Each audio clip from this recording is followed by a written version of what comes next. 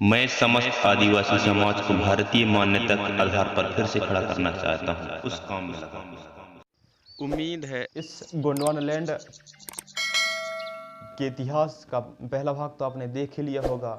यदि उस भाग को नहीं देखा है तो जाकर देख लीजिए, क्योंकि उसके बिना यह भाग अधूरा है। जैसे वह दोस्तों, मैं विजय मरावी आप सबका स्वागत करता हूं गोंडवाना लैंड इतिहास के इस दूसरे भाग में। साथियों, गोंडवाना लैंड की खोज तो हो गई थी, लेकिन मैं यह बताने में असमर्थ था उस भाग में कि क्या सच में वैज्ञानिकों ने ही इसे गोंडवाना लैंड कहा था या लोगों ने ही कहा था। तो गोंडवाना लैंड के खोज का श्रेय एडवर्ड सोइज को जाता है, जिन्होंने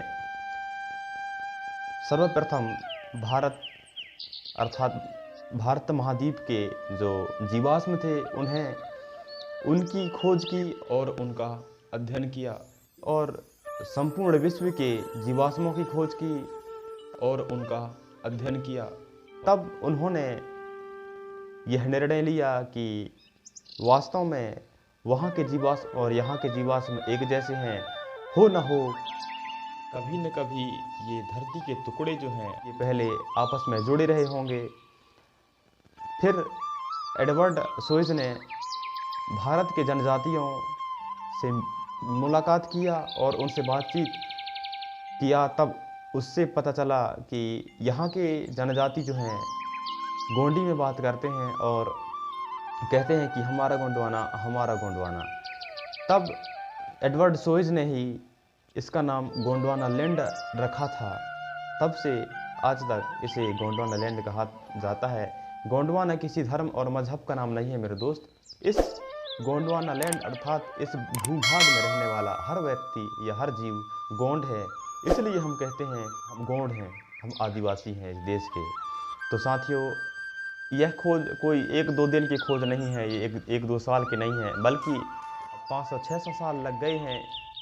एडवर्ड सोइज जैसे कई वैज्ञानिकों ने ऐसे ही खोज करके बताया है कि वास्तव में गोंडवाना लैंड रहा है, और इसका इतिहास भी बहुत विकराल है जिसे हम जान नहीं सकते। लेकिन छोटा सा प्रयास किया हूँ जो आप कहानी के तौर में जो आपको समझ में आ जाए तो मैं अपने आप को आभारी समझूंगा।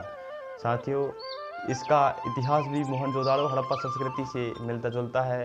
मोहनजोदाड़ो हड़प्पा संस्कृति में जो लिपि है उनका भी आचार्य मोतीराम कंगाली ने उनका अध्ययन किया और बताया है कि वास्तव में गोंडवाना लैंड का इतिहास विस्तृत है।